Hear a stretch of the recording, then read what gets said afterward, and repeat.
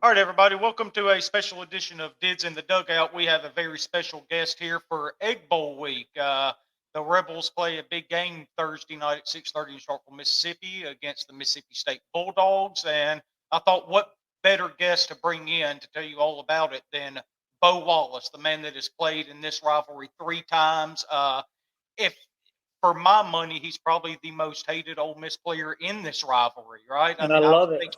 I don't think anybody gets state fans worked up more than Bo Wallace does. And quite frankly, if he was on Mississippi State's team and he did to Ole Miss what he did to Mississippi State, I would be in the same boat as they are. So I can't really blame him, but I'm super happy he's on our side. Bo, how you doing tonight, man?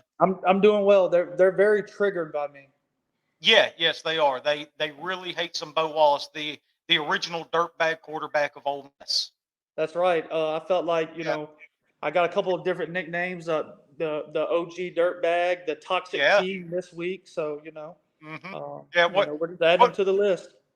what was kind of your reaction when you saw that come out from Barstool? I can't remember who it was that said it that talked about all the dirtbag quarterbacks from Ole Miss. Oh, I loved it because I felt like you know all they were doing was describing confidence and swagger, and I think if you don't have that playing in that league at that position, you'll get ate up. So that's just kind of how I took it. I Yeah, think we've recruited really well at quarterback, and um, all of the guys that have played there lately have a great self confidence and belief in themselves, and so to me, they just describe confidence. yeah, and they couldn't have picked four better quarterbacks to go along with that, right? It was you, Chad Kelly, Matt Corral, and then the current quarterback Jackson Dart. And I see a lot of similarities with you and Jackson Dart. I'm sure you've watched him plenty so far this year.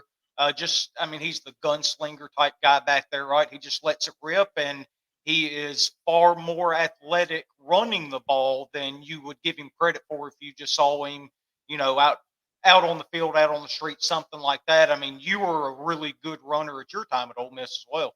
Yeah, I think Jackson's like more of a natural thrower than I was, but I just love his competitive spirit. Whatever needs to be done, on the field, he gets it done. He's not afraid to tuck and run. If I could give him advice, it would be to listen to your mom and start sliding because Slide, right? yeah, Yeah, surgery's not fun, man. So yeah. save yourself because he's probably going to make a lot of money one day. So Mhm. he needs to go ahead Yeah, and save himself. yeah, that's another similarity between you and Jackson is there's times when y'all would take off running and y'all would see a linebacker in front of you and you would just lower your shoulder and try to run over him to get that extra 1, 2 yards or whatever. And initially when I'd see it, I'd come out of my seat screaming, fired up. And Yeah, then when all of that kind of subsided, I would think, okay, damn it, slide next time. Like I need you in this game.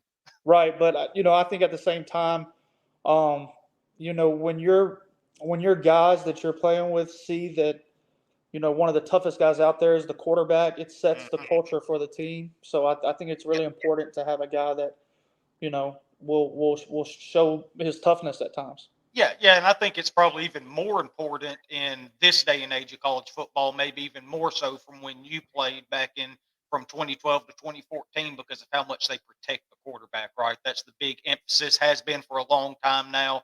But like when you would do it, we would think, yeah, that's our guy, that's 14, that's Bo going out there saying, I don't give a shit who you are, how big you are, I'm getting that extra yard, extra 2 yards. And now with the emphasis on the quarterback safety, you kind of have it more in your mind to, hey, get out of bounds, slide, save yourself a little bit, and you're going to get dinged up, from time to time in the SEC. I know you went through that in your career as well. Yeah, yeah.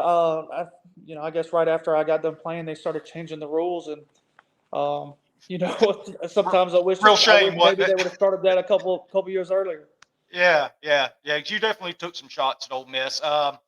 There, I listened to a ton of Ole Miss podcasts. I've spent years listening to Neil McCready and Chase and those guys. Ben Garrett, Stephen Willis has a really good podcast out now for Locked On Ole Miss. Kind of like it's kind of how I've gotten into this. Um, and everybody always says the same thing about you. You're the greatest competitor that they've ever seen. You're one of the nicest, most respectful guys they've ever covered.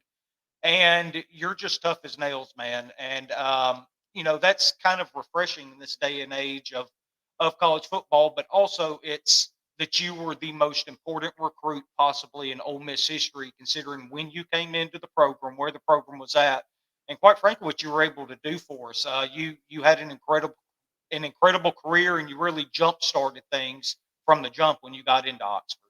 Yeah, I mean, I definitely taken, incredible pride in the fact of where the program was when, I got there in 2012 to where it was when we left. And obviously it wasn't just me. We played with a lot of great players. It was able to sign a lot of really good guys, but just I feel like Ole Miss is a national brand now, and for us to kind of be able to start that, I think even more so with Kiffin coming in creates more of a national brand. But to be part of the group that kind of turned the tables and kind of changed the culture of Ole Miss, definitely take incredible pride in that.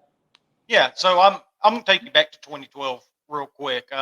You were the transfer coming in, the starting quarterback, obviously taking over a program that was just absolutely in shambles.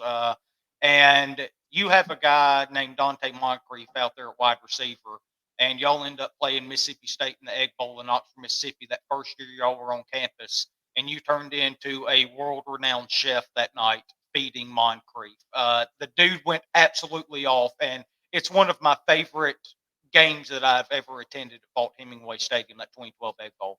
Yeah, I think that's where the being triggered kind of stems from that Yeah, side of yeah. the fan base. Um, so yeah, that was one of the coolest nights in Oxford. Mhm. The Feed Moncrief song had just came out, and then a week later, he has the game that he has, and I'll always remember when they started playing it in the stadium, and Yeah, yeah, me too. I mean, it was rowdy that night, and I mean, the fans definitely helped us win that game. I mean, they had more talent than us that year, obviously, Mhm. um, you know, um, but the fans were incredible that night, and it's hard to win an SEC game on the road at night when your fans are that locked in and pulling Yeah, for you and as loud as they were. yeah.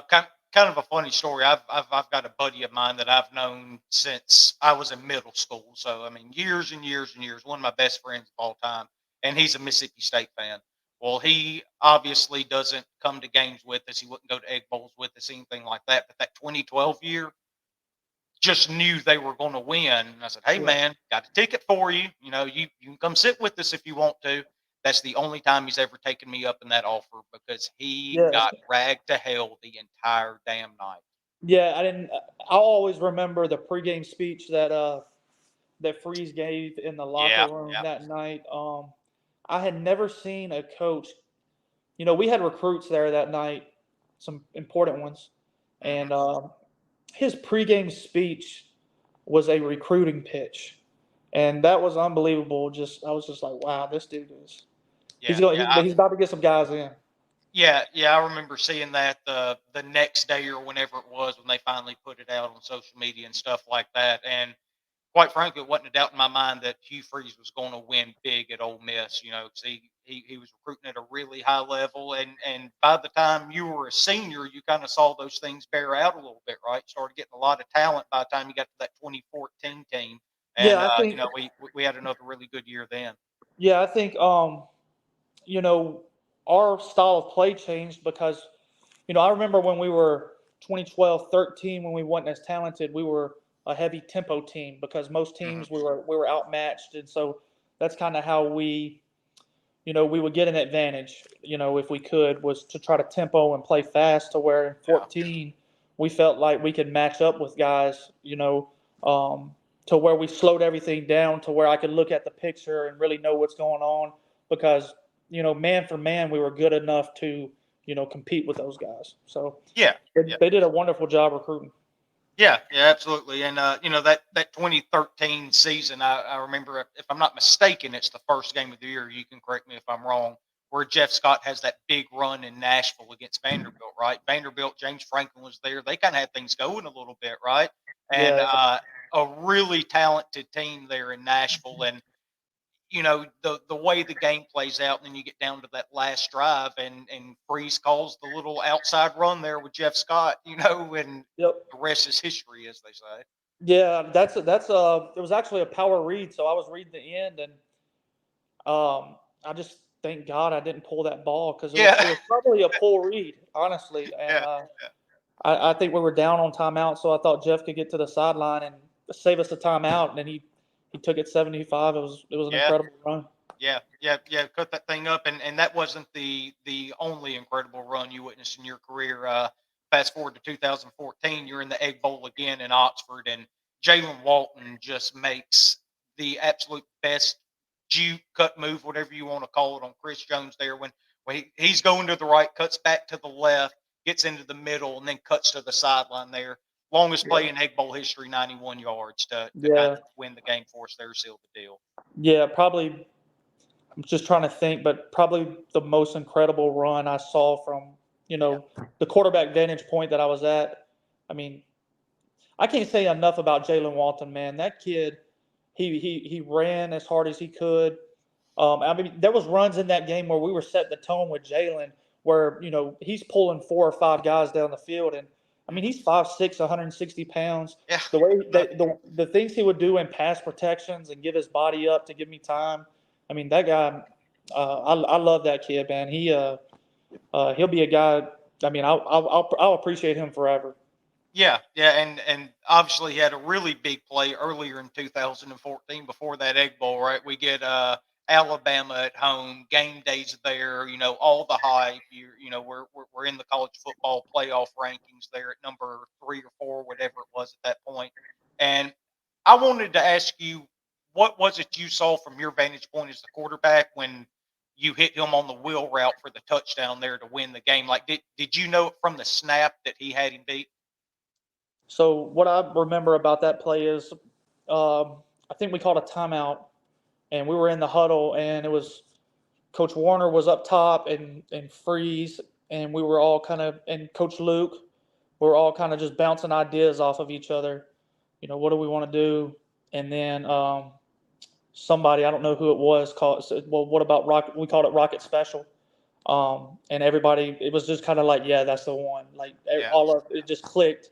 And so, yeah, I thought, Landon Collins got out of position. And when I let it go, I didn't know if it was going to get over him. It looked closer to me than like what it looked like on the tape. But, luckily it did. And I mean, Yeah. So won the game. standing on the sideline with Alabama driving down there, trying to get down there and score again to win the game. Did you know Sinquez intercepted it before you saw the replay? Man, I didn't know. I know that, when we missed the extra point and, we're down 6, I was thinking this is the most Ole Miss thing in the world, Yeah, yeah. Um, I but actually had the exact same comment to my dad up in the stands when that yeah, yeah. got missed. So that play, I've heard Sinquest talk about it. That was the same play that they ran where I think it was OJ Howard caught that long. I think it was the exact same play they tried to get back to, and Sinquest, man, when Sinquest balled in his senior year, hmm I knew like during camp and things like that, he was just so locked in, and I knew he was going to have an incredible season. Yeah, yeah, and he did. If I'm not mistaken, he ended up being an All-American that year, didn't he? Yeah, yeah, Wasn't that right? Yeah, I mean, yeah. he had an absolutely incredible year. So, uh, love Sinquez, obviously, all the stuff that he did. But kind of going back to that state game that year in 2014, you end up beating Mississippi State 31-17. You had that big win against Alabama. Just kind of talk about your last season at Ole Miss, kind of how it all ended for you there. And, obviously, you got banged up a good bit during your career, but I got to feel like that's a pretty satisfying senior year for you.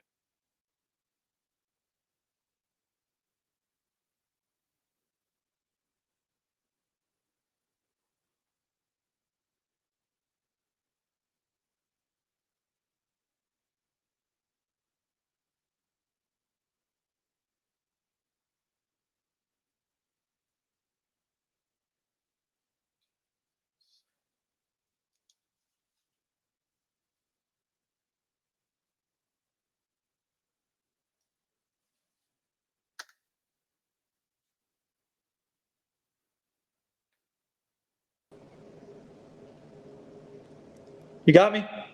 Yeah, I got you, bud. My dad kept calling me. Oh, I said, Dad, I'm in the middle of an interview. You just messed it up. Let me call you back. oh no, that's fine, man. Anytime that dad calls, I'm always jumping to answer it myself. So That's right. I can't say anything about it. But no, just that 2014 season. What I'm saying is, that was your senior year. You beat Alabama at home. You end up winning the Egg Bowl. Just kind of the totality of your career at Ole Miss, just kind of how you ended up being the all-time total yards leader by the time you stepped off campus, even with that injured shoulder that you sustained. Um, it. I would think you would see it as a very successful career in Oxford those 3 years. Yeah, for sure. I mean, I'm thankful every day I chose to go to Ole Miss and you know, played 2 seasons, and every day when I went in my meeting room, it had Eli's numbers right there. So Hmm. I knew I was close, and you know, it was important to me to get that done, and especially through all the adversity that I had to go through with the injuries and things like that. Yeah. So man, I just appreciate everybody, Yeah. for their role that they did for me. Um, Hmm. I didn't Yep. get to go play in the league, so those times are some of the best times I had, and I just appreciate the guys that helped me accomplish that. Yeah. Yeah. Look, I assure you, nobody appreciates it more than Ole Miss fans. Like I said, you were an absolute dude, one of the first dudes of this new era of Ole Miss. Everybody always think back as Bo Wallace kind of starting all of this and everything you've done for this program. So we all really appreciate it as well. So Egg Bowl coming up this Thursday, right? Ole Miss has had a really good year so far, 9-2, trying to get to 10-2 for the second time in 3 years. Only two times in program history, winning 10 games in the regular season, right? And but it's always a little bit of a different animal playing this game in Starkville. Just from a player's perspective, you've been there, you've played there in this rivalry, especially. It's a little bit different, don't you think? Yeah, I mean it's a hard place to play with the cowbells. Playing at night. I mean, it's their Super Bowl. Yeah, They're obsessed with us, and they are. I hope we beat them by 100 and run it up on them. Yeah, yeah, yeah, me too. So have they? I know you're doing some coaching now. Right now, have they reached out to you about their open coaching vacancy? No, they hadn't. They haven't, but I doubt they will. But they couldn't pay me enough money in the world to put that color on. That's awesome. That's awesome. All right, so I kind of touched on it a little bit earlier. Just kind of what are your thoughts on Jackson Dart and kind of the player that I feel like there's been a huge jump from year one to year two with him. I think he's playing some really good football. Just kind of what do you see from not only a quarterback but a coach's standpoint as well? Well, I think you see every year that Kiffin has a quarterback, that year one to year two jump. I mean, Matt did the same thing. Yeah. I think with Kiffin, he's been around a lot of really good quarterbacks, a lot of really good offenses. He knows how to develop them. So, like if I'm a high school kid right now, I mean, I'm trying to get to Ole Miss and be coached by Mhm. Kiffin because, I mean, he's a quarterback whisperer. He's a great play designer. He's one of the top five callers, but play callers in the country, and he's always adding new wrinkles and things like that to. Um, Yeah. I guess take advantage of coverages and things like that. So um, manipulate coverages, I guess you should say. So he's always got some creative things going on, and I think when they brought in Spencer Sanders, I think Dart went to work, and said, Yeah. nah, this is my team. So I know a lot of Ole It's Miss my fans job. thought Spencer was going to start, and I think Jackson just said, no, I'm not letting that happen. Yeah. Yeah, yeah, I totally agree. I spent the entire off season on Steven's podcast doing a little bit on this one too, talking about the season coming up, and obviously Spencer Sanders coming in was a big deal for the quarterback room, and I just kept saying exactly what you said. What Kiffin does year one to year two with quarterbacks, as long as they're balled in, there's this huge jump. It quite frankly, it reminds me a lot of Mike Bianco with starting pitchers. There's always this huge jump with starting pitchers in the baseball program from year one to year two under Mike Bianco. And you see it again here with Jackson Dart. I think he's played incredible. He's if he ends up coming back next year, I think he'll be one of the top quarterbacks in the SEC, if not the top quarterback. And then you pair that with Winshawn Judkins and guys we've also got returning. Big recruiting class coming in as well. So, but before I get you out here today, what's your prediction for Thanksgiving night Egg Bowl? I'm not going to predict, but I'm going to hope that we run it up as much as we can on those people. Yeah, I hope we don't stop scoring all night. Me too. And then we can go back and start looking at receipts on Twitter and start getting back after folks and all that. So that's something that I have absolutely enjoyed for the last couple of weeks. And you keep it up, man. I know you've gone through hell for the last 10 years. And those people, they deserve everything they're getting as far as I'm concerned. When we beat them, they'll definitely be triggered. Yeah, so. Yeah, no. There's no doubt about it. So, all right, Bo, kept you a little longer than anticipated, but I appreciate every second you've given me here tonight. I think everybody's really going to enjoy it. I know I've really enjoyed it. So, go Rebels. Have a happy Thanksgiving. Enjoy your family. Eat a bunch of food, and then sit back on the couch and watch the Rebels kick a lot of ass at her. Yes, sir. Yes, sir. I appreciate you having me. All right. Thanks, Bo. Have a good one, buddy. Yes, sir.